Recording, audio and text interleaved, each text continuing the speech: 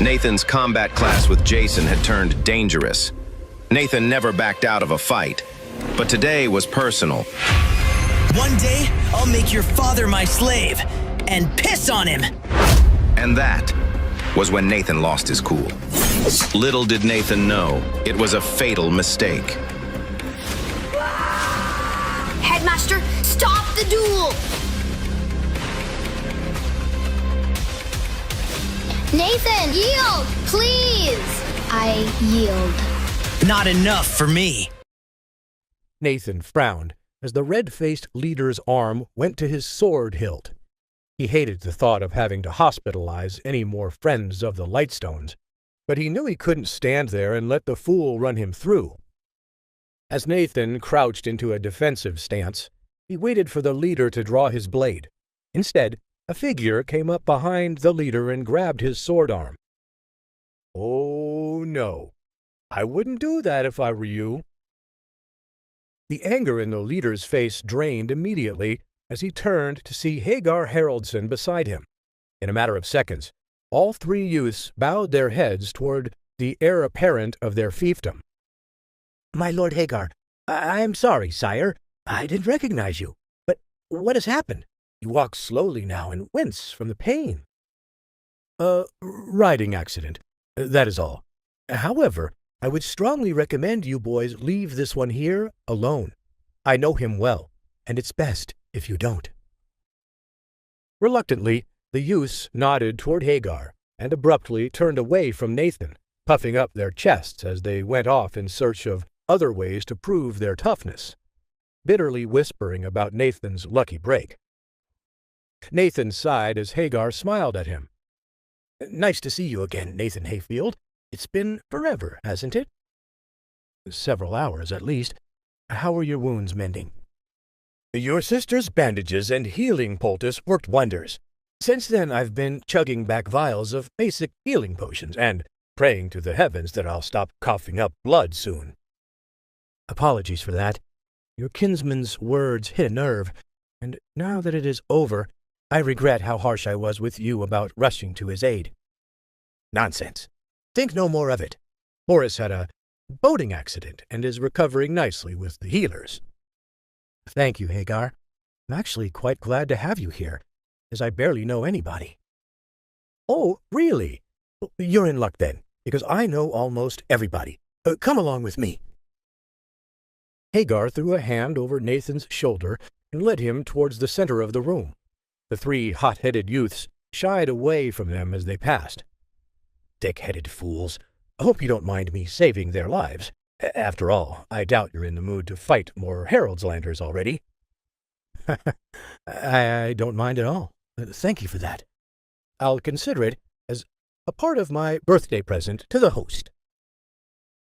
Both of them knew that had Hagar not intervened, the party would have been horrendously disrupted, since Nathan would have had no other choice but to strike the three fools down. Donna Lightstone's 18th birthday party would have never recovered from the scandal, so Nathan was relieved he didn't have to cause a scene and further strain his relationship with the Lightstones before he could give them their gift. Here, let's sit here and rest a minute. I'm wiped out from this morning. Have a drink with me. Here, allow me. I ought to pour a drink for the man who floored me with a single strike."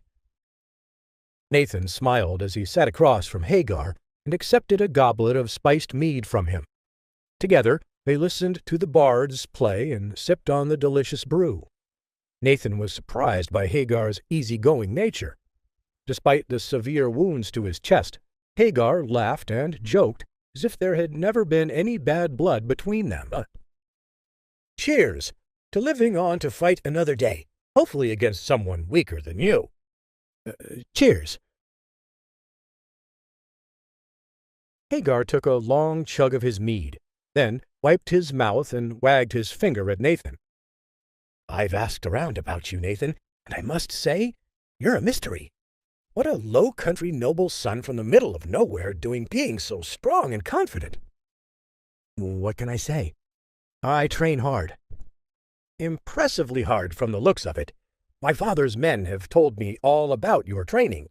At least they found one woman from your town who claimed to know a lot about you." Nathan laughed and nearly gagged on his mead. "Hilda Moonweaver certainly loves to claim she knows things about me. She had a few good things to say, I hope." "She certainly was impressed with your performance during the spiritual warrior examinations. Something about how you made her a lot of money at the gambling stalls. Called you a champion plucked straight from the heavens and sent down here to make her rich." "Hilda does love to over-exaggerate." Hagar leaned forward with a serious expression for the first time. "Oh, I don't think she's exaggerating at all. With your strength, I don't think you'll have any trouble at all beating the High Lord Raven's house during the challenge. I think, in a few days, your title will be Nathan, son of the High Lord Hayfield." "Oh, really? You'd be in the minority then. Most people I listen to think I'm headed straight for the poorhouse." "To hell with what they say. I'm saying you will win, and I wish to support you in this. Obviously, I can't send my men into the fray, but should you need anything at all, you need only say the word." After this, Hagar took a deep gulp of mead and finished off his goblet. Nathan nodded at Hagar and smiled at his sincerity. Perhaps they could become allies after all. Nathan looked deeply at Hagar as he brushed clean the whiskers growing around his lip that would one day form a hardy beard. He searched Hagar's soul for any ill intent, but found nothing there. "I appreciate your friendship, Hagar. I will let you know if I need to call upon your help." Nathan offered out a hand to Hagar, and as Hagar shook his hand, Nathan released the Asura weakening aura spell that had cursed Hagar since this morning. A burst of wind washed over them out of nowhere, and Hagar almost jolted out of his seat as his eyes widened in shock. Suddenly, his shoulders relaxed, and he seemed far more comfortable than he had been previously. His movements were far less stiff, and the creases on his brow began to soften. "Don't fret. I just helped you out is all. Your wounds ought to heal up even faster now." Hagar smiled devilishly towards Nathan as he refilled his goblet from a nearby pitcher. "I don't know what that was, but it sure felt amazing. I thank you for it. In a moment, I will toast to your good health and to the beginning of a beautiful friendship." Before Hagar could hold up his goblet to cheer Nathan, Amelia burst back into the main hallway with tears in her eyes. Nathan frowned and held up a hand to Hagar before racing over to see what the matter was with his sister. "Amelia, what's wrong? Did something happen?" Amelia tried her best to mask her tears from her brother as she hid behind a pillar to avoid any prying eyes. Finally, she met Nathan's concerned gaze and sighed. "No, brother, it's nothing. The High Lord Lighstone and his wife were nothing but cordial with me. But then they told me the truth about Sir Ian, about how he's already engaged, and there's nothing he can do about it." Nathan sighed. At least nobody had bullied or harmed her.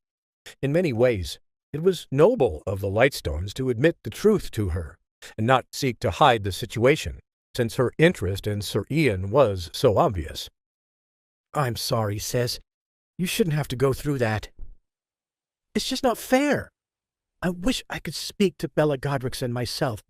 Perhaps, if I could just explain to her the situation, I don't know." Amelia broke down once more, sobbing into her hands as Nathan gently rubbed her back and tried his best to calm her down. Before Nathan could think of anything else to say, the bard's music abruptly ended. An attendant of House Lightstone dropped his trumpet to his side and declared loudly for the entire room to hear, "Lords and ladies, please take your seats. Lady Donna Lightstone's birthday ceremony is about to begin." Please subscribe to the Pocket FM YouTube channel and press the bell icon for instant notification. Check out our channel for more such exciting shows.